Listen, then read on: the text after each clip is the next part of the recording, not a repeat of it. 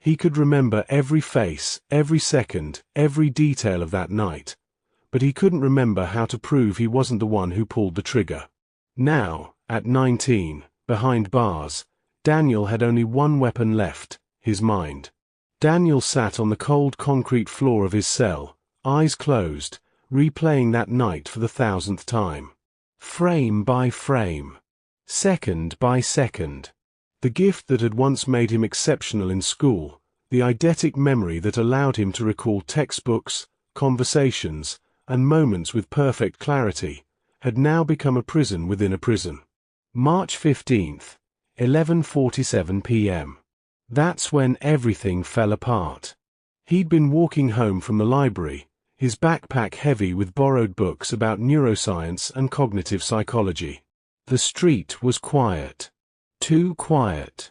He remembered the flickering streetlight 3 blocks from his apartment, the bulb dying, casting shadows that danced like ghosts on the pavement. 11:51 p.m. He heard the gunshot.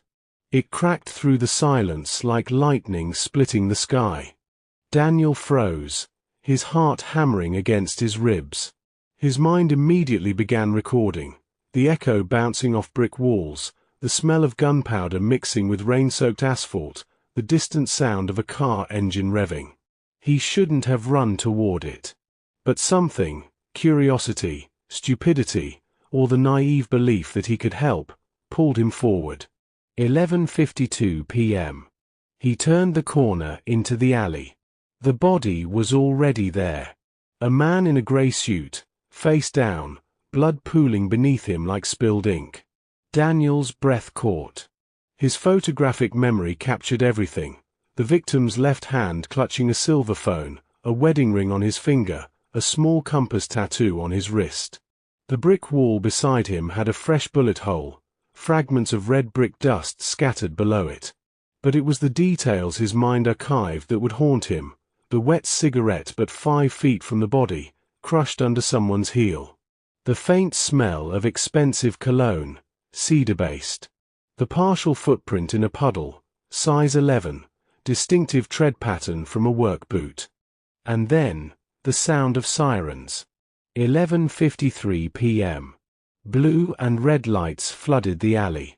Freeze. Hands where I can see them. Daniel raised his hands, but his mind kept recording. The officers' faces. Their badge numbers. The way the rain made their uniforms stick to their shoulders. He tried to explain, tried to say he'd just arrived, but his words tangled in panic. 11:55 p.m. They found the gun. It was 15 feet from Daniel, partially hidden under a dumpster. But the officers didn't care about distance. They cared about proximity. About a 19-year-old kid standing over a dead body with no one else in sight. It wasn't me, Daniel whispered. I swear, I just heard the shot.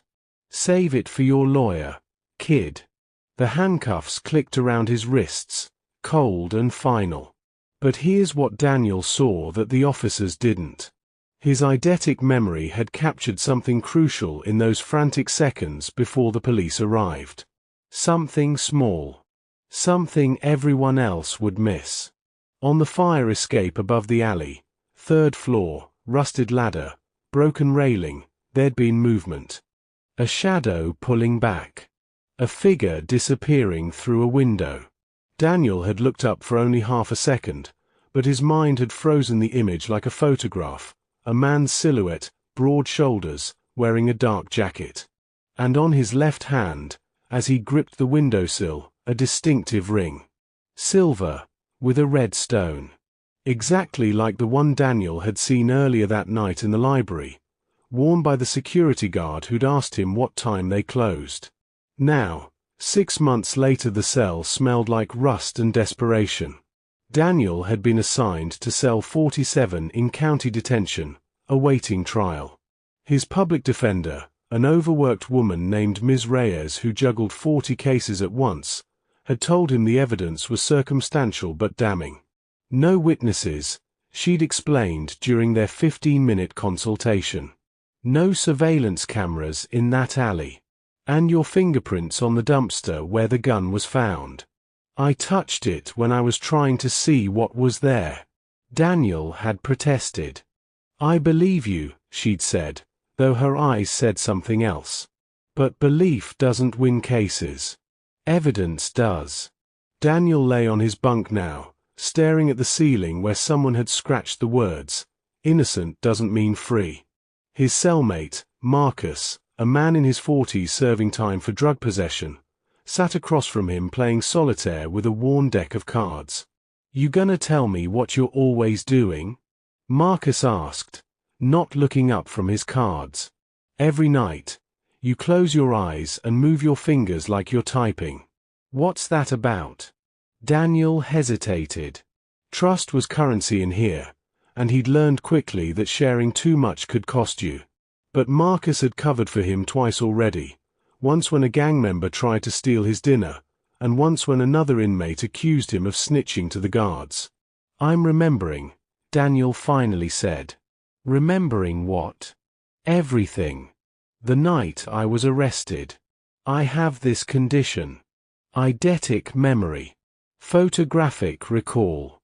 I can replay moments in my head like they're videos." Marcus paused mid-shuffle. "You serious?" "Dead serious." "So you remember that night? Every detail? Every single one?" Marcus set down his cards, leaning forward. "Then why the hell are you still in here?" "Because remembering isn't enough. I have to prove what I remember is real." Daniel had started writing everything down 3 months into his detention. Not just memories of that night, but everything he observed in the jail. Guard rotations. Visitor schedules. The way certain inmates moved contraband through the system. His eidetic memory made him a walking surveillance camera, and he'd realized something critical. Information was power. He traded his observations carefully. He told the guards when a fight was brewing in exchange for an extra library hour. He warned Marcus when a shakedown was coming in exchange for protection. Slowly, quietly, he'd built a reputation. The kid who sees everything. But the notebook was his secret weapon. Hidden inside his mattress, it contained page after page of details from the night of the murder, written in microscopic handwriting. 23:47:23. Streetlight flickers. Bulb stamped Philips 60 watts. 23:51:07. Gunshot echo duration. 2.3 seconds. 23:52:14. Victim's watch, Rolex Submariner, cracked face, stopped at 23:50. 23:52:19. Cigarette butt, Marlboro red, lipstick stain, burgundy shade. 23:52:31. Footprint, size 11 work boot, Timberland brand, left heel worn. 23:52:44. Fire escape figure, red stone ring, silver band, left hand. And most importantly, earlier that night, 21:15. Library security guard, same ring. Name tag, J. Collins. But here's what Daniel didn't know yet. Someone in the jail was watching him. Someone who'd noticed his strange habit of closing his eyes and recording details. Someone who knew exactly why Daniel was dangerous. And that someone was about to make a move. Officer Raymond Walsh had been a corrections officer for 12 years. He was methodical, quiet, and respected by both inmates and fellow guards. He never raised his voice, never used unnecessary force, and always followed protocol. Which is why Daniel noticed immediately when Officer Walsh's behavior changed. It started small. Walsh began lingering outside cell 47 during his rounds, watching Daniel through the bars. Then came the questions. "You read a lot, don't you, Brooks? You got family visiting you? You ever think about what you'll do when you get out?" Daniel's instincts screamed danger, but he kept his answers short and polite. "In jail, You didn't antagonize guards. Ever.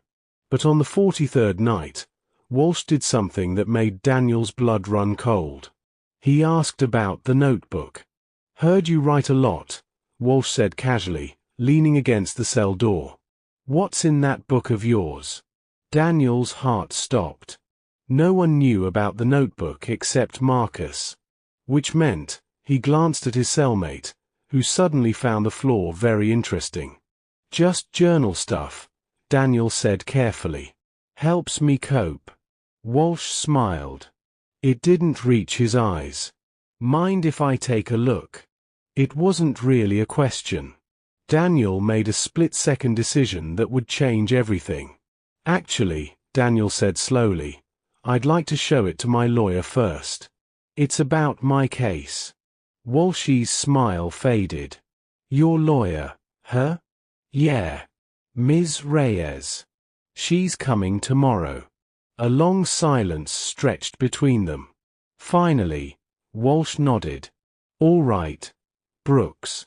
But don't make me wait too long. He walked away, his boots echoing down the corridor. Marcus exhaled sharply. Dude, you just pissed off a guard. I know. You know what they can do to you in here? I know. So why? Because, Daniel interrupted, his voice barely a whisper. Officer Walsh is wearing a ring. Silver band. Red stone. Left hand. Marcus went pale. You think his, I don't think. I remember. And I need to get that notebook to my lawyer before he takes it from me. But Daniel didn't realize Walsh had already made his move. The next morning, Ms. Reyes arrived for what was supposed to be a routine check-in. Daniel had requested an emergency meeting, citing new evidence. They sat in the cramped attorney-client room, a metal table between them, a guard stationed outside the door. You said you have new information? Ms. Reyes asked, pulling out her notepad. Daniel slid the notebook across the table. Everything's in here.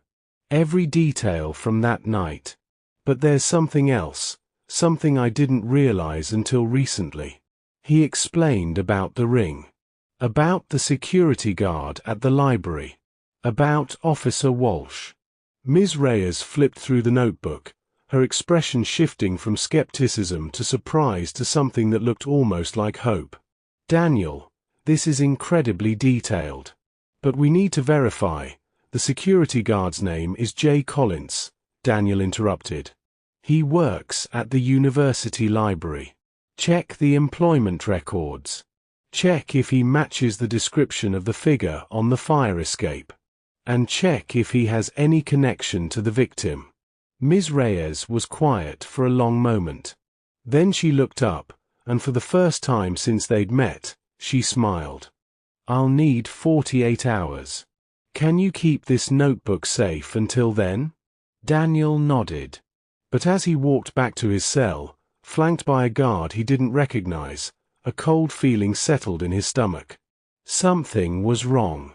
Daniel returned to cell 47 to find it ransacked. His mattress was torn open, stuffing scattered across the floor. His few personal items, letters from his mother, a photograph of his younger sister, his books, were thrown in a pile. And Marcus sat on his bunk, head in his hands. I'm sorry, man, Marcus said without looking up. I'm so sorry. What happened? Walsh came through. Said there was a random cell check. But he went straight for your stuff.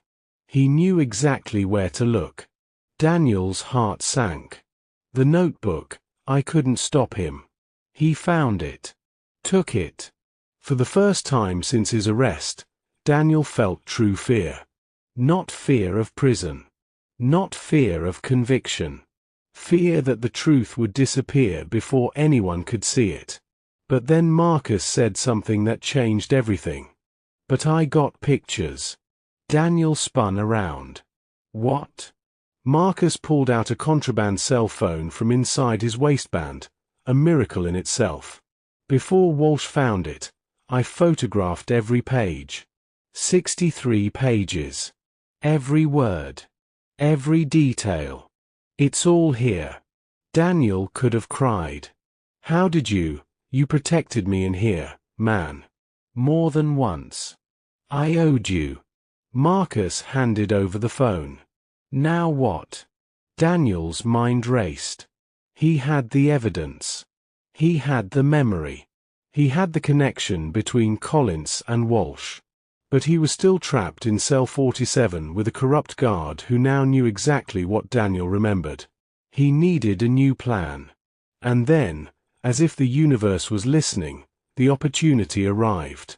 2 hours later, a visitor request came through the system. Daniel never got visitors. His family lived 3 states away and couldn't afford the trip. So when the guard called his name, he was confused. Until he reached the visitor's room and saw who was waiting. Detective Sarah Chen. She was the lead investigator on his case, the one who'd arrested him that night in the alley. Daniel had seen her exactly twice since then, once during booking and once during his arraignment. She'd been professional both times. Cold. Certain of his guilt. So why was she here now? Mr. Brooks, she said as he sat down across from her, the glass partition between them. I need to ask you some questions. I already told you everything that night. I know. But I need you to tell me again. Every detail. Starting from the moment you left the library. Daniel frowned. Why? Chen leaned forward, her expression intense. Because your lawyer submitted a formal request to investigate Jay Collins, a security guard at the university library. And when we pulled his employment records, we found something interesting. She slid a photograph through the gap at the bottom of the partition. It was Collins. Same face. Same build. But the photo was from 15 years ago, and he was wearing a police uniform. James Collins, Chen explained, was a cop. Got fired 8 years ago for evidence tampering. Disappeared for a while. Resurfaced working private security. And here's the kicker, she slid another photo through.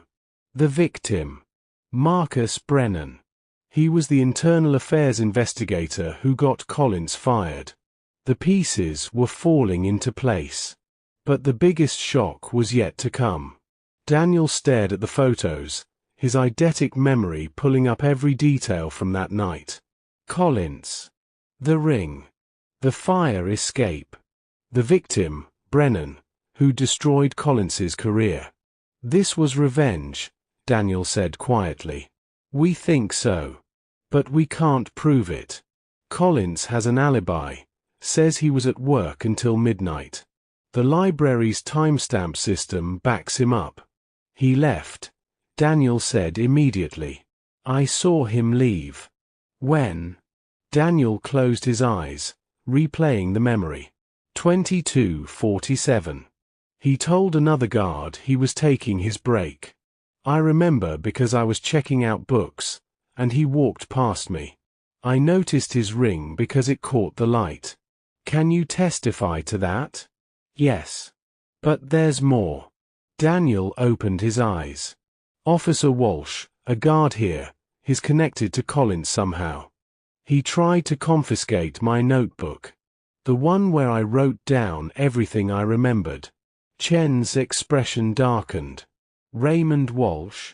You know him? He used to be Collins's partner. Before Collins got fired. Everything clicked. Walsh wasn't just a dirty guard. He was protecting his old partner.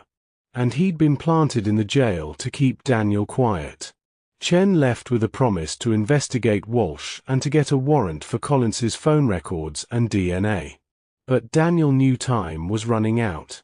Walsh would realize soon that the notebook photos existed.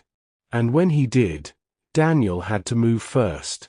That night, he approached Marcus with a plan.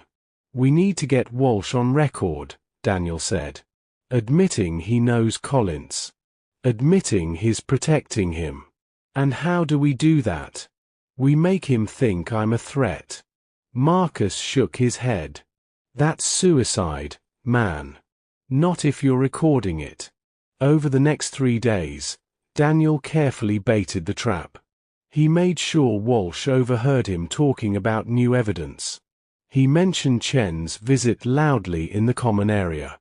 He let slip that his lawyer was filing a motion to investigate jail staff.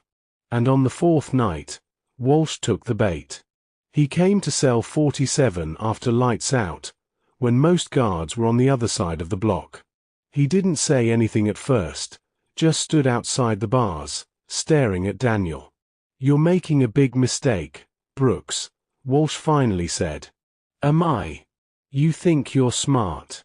You think your little memory trick is going to save you. But you don't understand how things work. Then explain it to me." Walsh smiled, cold and sharp. "James Collins is my friend. Has been for 20 years. And when that bastard Brennan destroyed his career over some bullshit evidence technicality, he destroyed mine too. So yeah, when James called me that night and said he needed a favor, said there was a kid in the wrong place at the wrong time, I helped him." Daniel's heart pounded, but he kept his voice steady.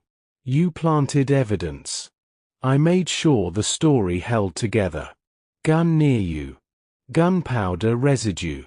It's not hard when you know how the system works. And now you're going to stop talking. Stop digging. Or accidents happen in jail, Brooks. You understand?" But what Walsh didn't know was that Marcus had the phone pressed against the bars, recording every word. 3 weeks later, Daniel sat in a courtroom, no longer in an orange jumpsuit but in a borrowed suit his lawyer had provided. The charges hadn't been dropped, not yet, but the evidence had shifted dramatically. Collins had been arrested based on DNA evidence found on the fire escape and phone records that placed him near the alley at the time of the murder despite his alibi. Walsh had been suspended pending investigation for evidence tampering and conspiracy. And now, Daniel was testifying.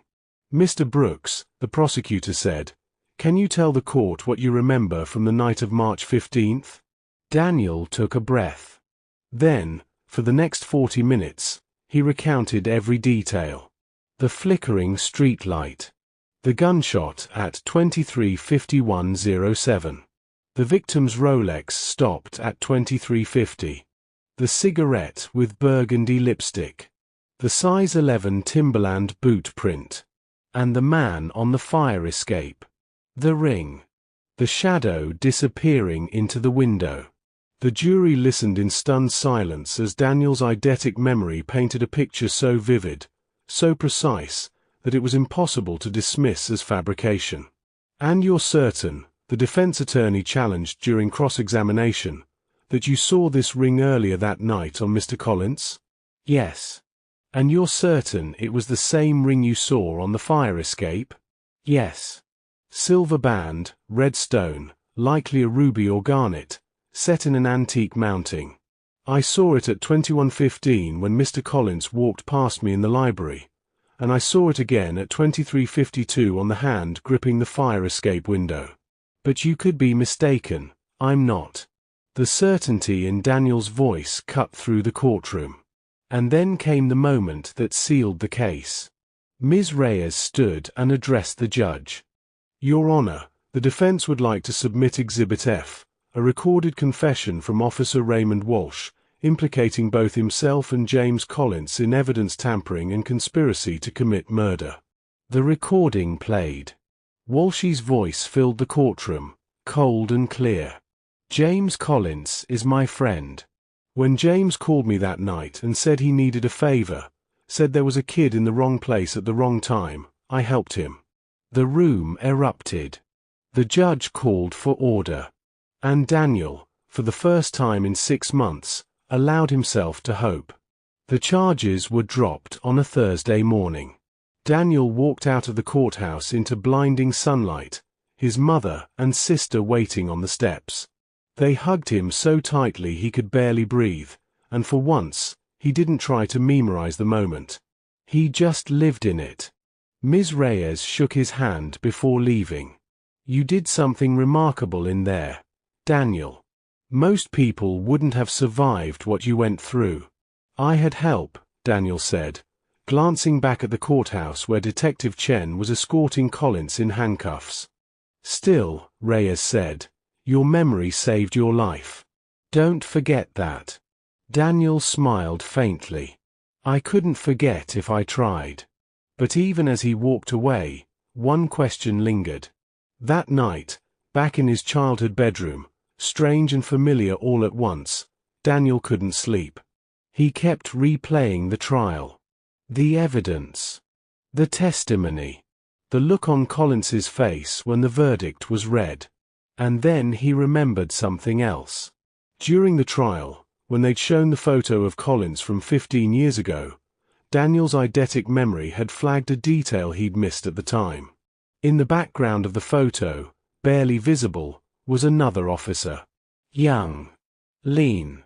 Familiar. Daniel pulled out his phone and searched for the name he'd seen on the officer's badge in his memory. Officer Thomas Brennan. The victim's brother. Daniel's hands trembled as he found the article. Officer Thomas Brennan reassigned after misconduct allegations. The date of reassignment? 2 weeks before Marcus Brennan was murdered. And then Daniel realized, this wasn't over. Collins had killed Marcus Brennan for revenge. But Thomas Brennan had been under investigation for the same thing, evidence tampering. And if Thomas had been working with his brother, if they'd been protecting each other, Daniel opened his notebook. The reconstructed version Marcus had helped him print from the phone photos. He flipped to the page marked unanswered questions. And he wrote, who was Marcus Brennan really protecting? And what did Thomas Brennan lose when his brother died? 6 months after his release, Daniel enrolled in criminal justice courses at the university. His eidetic memory, once a burden, had become his purpose. He'd been contacted by 3 different law firms interested in hiring him as a forensic consultant, someone who could analyze crime scenes and recall details investigators might miss. Detective Chen had become a mentor of sorts, teaching him how to channel his gift into something productive. And Marcus, his former cellmate, had been released early for good behavior and the critical role he'd played in exposing Walsh. They met for coffee once a month, an unlikely friendship forged in Cell 47. You ever think about what would have happened if you didn't have that memory? Marcus asked one afternoon. Daniel stirred his coffee, quiet for a moment. Every day. Scary thought. Yeah. But it taught me something. What's that? Daniel looked up, his eyes sharp and clear. That the truth doesn't disappear just because people stop looking for it. It's always there, waiting in the details. You just have to remember where to find it. Marcus smiled. Deep, man. Real deep. They laughed, and for a moment, the weight of everything they'd survived felt a little lighter. But later that night, Daniel received an email with no sender name. You remember everything, don't you? Even things you shouldn't. We need to talk. TB Daniel stared at the screen, his photographic memory instantly recalling every detail about Thomas Brennan. He closed his laptop. Some memories, he was learning, came with a price.